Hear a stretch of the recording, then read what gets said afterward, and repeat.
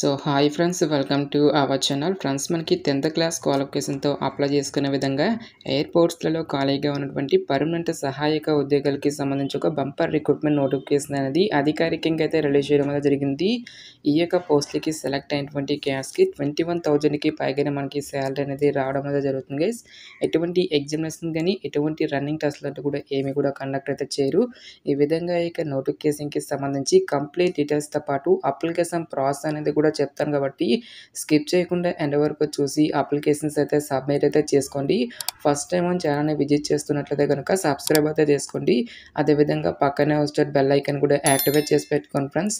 మీరు ఇచ్చేటువంటి లైక్స్ చాలా ఎంకరేజింగ్ అండ్ మోటివేషన్గా ఉంటాయి కాబట్టి సో ప్రతి ఒక్కరు కూడా వీడియోని లైక్ చేసి మీ ఫ్రెండ్స్ అండ్ ఫ్యామిలీ మెంబర్స్కి అయితే షేర్ చేయండి friends. Okay, let's start the video.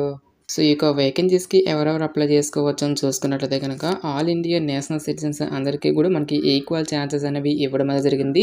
అంటే మీరు ఏ స్టేట్కి చెందినా సరే both male and female candidates ఇద్దరు కూడా ఈ యొక్క వేకెన్సీస్కి అప్లై అయితే చేసేసుకోవచ్చు. సో పోస్టుల వరకు ఎసెన్షియల్ ఎడ్యుకేషనల్ క్వాలిఫికేషన్తో పాటు వేకెన్సీస్కి సంబంధించిన డీటెయిల్స్ కనుక చూసుకున్నట్లయితే కనుక ఈ యొక్క నోటిఫికేషన్ ద్వారా మనకి టోటల్గా 3 డిఫరెంట్ టైప్స్ ఆఫ్ వేకెన్సీస్ని రిక్రూట్మెంట్ అయితే చేయడం జరుగుతుంది. సో ఈ యొక్క ఉద్యోగాల్లో కొన్ని రకాల ఉద్యోగాలకి సంబంధించి ఎక్స్పీరియన్స్ అనేది అడగడం జరుగుతుంది. సో ఎటువంటి ఎక్స్పీరియన్స్ అనేది అవసరం లేకుండా మనము అప్లై చేసుకోదగినటువంటి పోస్టులను గురించి మాత్రమే ఈ యొక్క వీడియోలో మనం డిస్కస్ అయితే చేద్దాం. సో ఇక్కడ మనకి సీరియల్ నెంబర్ 2లో ఉన్నటువంటి utility agent come ramp driver ఉద్యోగాలకి ఎటువంటి ఎక్స్పీరియన్స్ అనేది కూడా ఉండాల్సినటువంటి అవసరం అయితే లేదు. ఈ యొక్క పోస్ట్కి సెలెక్ట్ అయినటువంటి క్యాండిడేట్స్కి సో మనకి బేసిక్ పేనే 21,000కి పైగానే మనకి శాలరీ అనేది రావడం అనేది జరుగుతుంది గైస్. నెక్స్ట్ ఈ యొక్క పోస్ట్కి అప్లై చేసుకోవడానికి మీకు ఉండాల్సినటువంటి ఏజ్ లిమిట్ విషయానికి వచ్చేట్లయితే కనుక సో మీకు మినిమం ఏజ్ అనేది 18 ఇయర్స్ అయితే కంప్లీట్ అయి ఉండాలి. జనరల్ అభ్యర్థన అయితే కనుక 28 ఇయర్స్ వరకు కూడా అప్లై అయితే చేసేసుకోవచ్చు. ఓబీసీ క్యాండిడేట్స్ అయినట్లయితే కనుక 31 ఇయర్స్ వరకు, ఎస్సీ ఎస్టీ క్యాండిడేట్స్ వచ్చేసరికి 33 ఇయర్స్ వరకు కూడా అప్లై చేసుకోవడానికి ఛాన్స్ అనేది కల్పిస్తూ ఉన్నారు. సో ఎసెన్షియల్ ఎడ్యుకేషనల్ క్వాలిఫికేషన్ విషయానికి వచ్చినట్లయితే కనుక సో ఇక utility agent cam ramp driver ఉద్యోగాలకు వచ్చేసరికి 10th క్లాస్ క్వాలిఫికేషన్ అనేది పాస్ అయితే సరిపోతుంది. ఈ యొక్క జాబ్స్కి మనము అప్లై అయితే చేసేసుకోవచ్చు. సో దీంతో పాటుగా మనకి అడిషనల్గా హెవీ మోటార్ వెహికల్కి సంబంధించి డ్రైవింగ్ లైసెన్స్ అనేది కూడా మీకు ఉండాలి అని చెప్పేసి ఇక్కడ మనకి జాబ్ డీటెయిల్స్లోనే క్లియర్గా మెన్షన్ చేయడం జరిగింది. నెక్స్ట్ సీరియల్ నెంబర్ 3లో ఉన్నటువంటి హ్యాండీమ్యాన్ ఆర్ హ్యాండీ ఉమెన్ అనేటువంటి ఈ యొక్క పోస్టులు కూడా ఎటువంటి ఎక్స్పీరియన్స్ అనేది కూడా ఉండాల్సినటువంటి అవసరం అయితే లేదు. సో ఇక పోస్ట్కి సెలెక్ట్ అయినటువంటి క్యాండిడేట్స్కి పే స్కేల్ అనేది ఏ విధంగా ఉంటుందని చూసుకున్నట్టయితే కనుక సో మనకి 18,000కి పైగానే మనకి శాలరీ అనేది రావడం అనేది జరుగుతుంది. సో ఎసెన్షియల్ ఎడ్యుకేషనల్ క్వాలిఫికేషన్ కనుక చూసుకున్నట్లయితే కనుక సో ఓన్లీ 10th క్లాస్ అనేది పాస్ అయితే సరిపోతుంది గైస్. ఈ యొక్క జాబ్స్కి మనము అప్లై అయితే చేసేసుకోవచ్చు. సో దీంతో పాటుగా మనకి అడిషనల్గా ఇంగ్లీష్ లాంగ్వేజ్ అనేది చదవడం మరియు అర్థం చేసుకోగలిగినటువంటి స్కిల్స్ అయినా కూడా మీకు ఉండాలి అని చెప్పేసి నోటిఫికేషన్లో మెన్షన్ చేయడం జరిగింది. సో మీకు హిందీ లాంగ్వేజ్ అనేది మాట్లాడటం వచ్చినట్లయితే కనుక కొంచెం ముందుగా మీకు ప్రిఫరెన్స్ అనేది ఇవ్వడం అనేది జరుగుతుంది గైస్.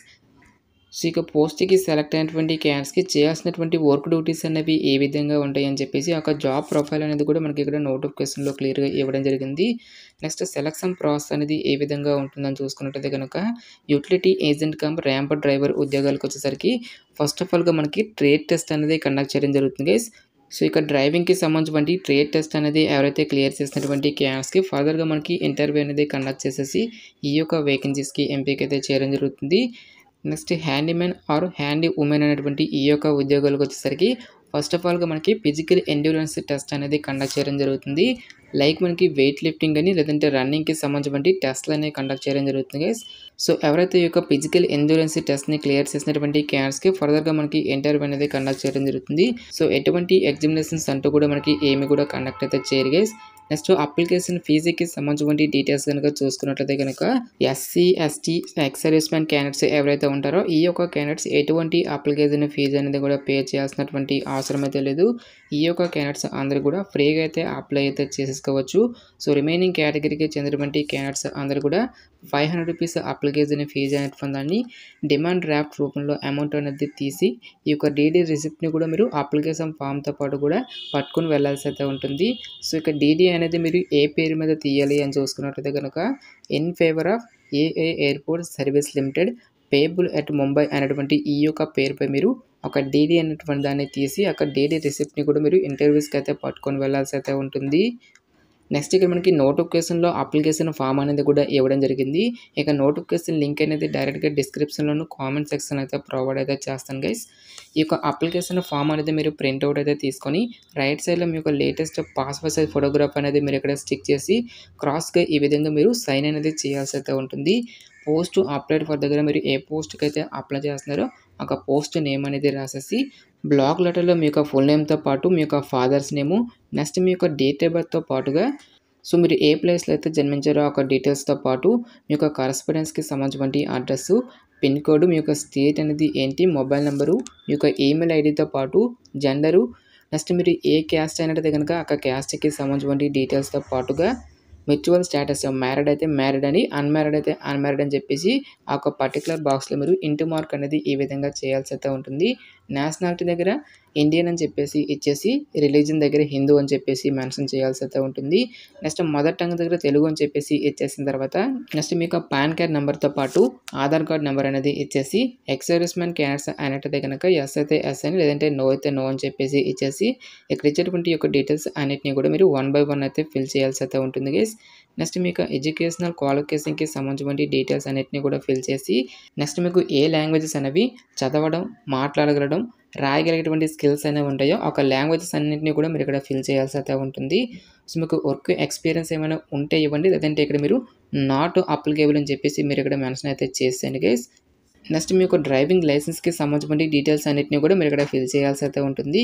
ఒక డ్రైవింగ్ లైసెన్స్‌కి సంబంధించిన నెంబర్‌తో పాటు డేట్ ఆఫ్ ఇష్యూ, వ్యాలిడ్ అప్రూవ్‌కి సంబంధించిన డీటెయిల్స్ అన్నిటిని కూడా మీరు ఇక్కడ ఇవ్వాల్సి అయితే ఉంటుంది.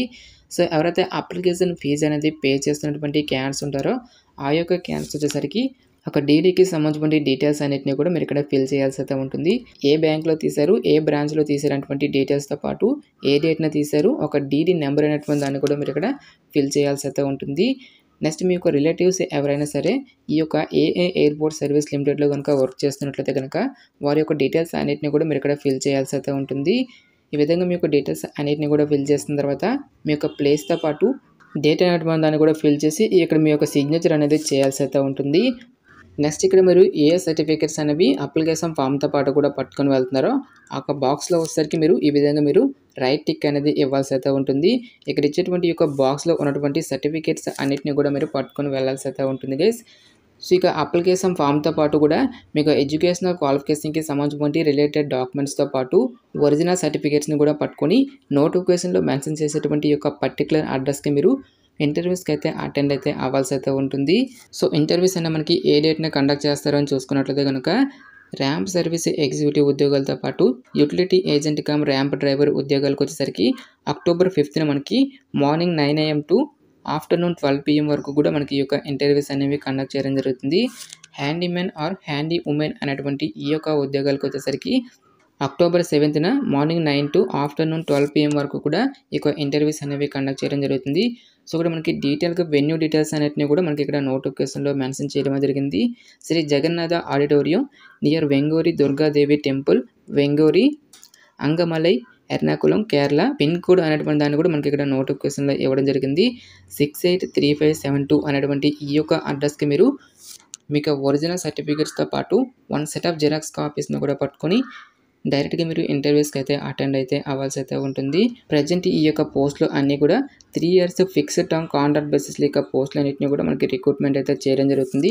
ఇక కాంట్రాక్ట్ పీరియడ్ అనేది కంప్లీట్ అయిన తర్వాత ఫర్దర్‌గా కంపెనీ యొక్క రిక్వైర్మెంట్స్‌ని బట్టి ఎక్స్టెండ్ చేసేటువంటి ఛాన్స్ అనేది కూడా ఉంటుంది కాబట్టి ఇంట్రెస్ట్ ఎలిజిబుల్ క్యాండిడేట్స్ డెఫినెట్‌గా ఈ యొక్క ఆపర్చునిటీని అయితే యూటిలైజ్ అయితే చేసుకోండి.